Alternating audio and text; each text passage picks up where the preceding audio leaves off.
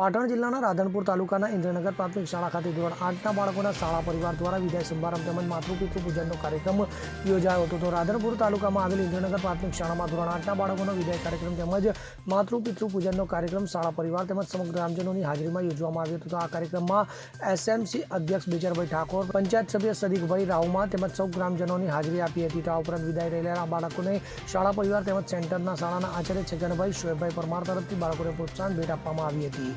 આ સાથે શાળા પરિવારના સભ્ય ભાવિકાબેન પટેલના પુત્ર આર્યનના જન્મદિવસ નિમિત્તે તમામ માટે નાસ્તાનું આયોજન પણ કરવામાં આવ્યું હતું. છેલ્લે કન્યા કેળવણી તેમજ બાળકોના ઉચ્ચ શિક્ષણ માટે શાળાના આચાર્ય અશોકભાઈ પ્રજાપતિ, સ્ટાફ મિત્ર રહીમભાઈ, પ્રિયંકાબેન, ફારૂકભાઈ, ભાવિકાબેન દ્વારા વાલીઓને બાળકોને સરકારના નિયમો મુજબ શાળામાં દાખલ કરાવવા, શાળામાં બાળક નિયમિત રૂપે જાય તેની કાળજી રાખવા જેવી સમજણ આપી વાલી મીટિંગ પણ યોજવામાં આવી હતી. વસંત કડિયા સાથે CN24 ન્યૂઝ, રાધનપુર. હવે જુઓ દેશ દુનિયાની તમામ ખબરો તમારી આંગળીના ટેરવે.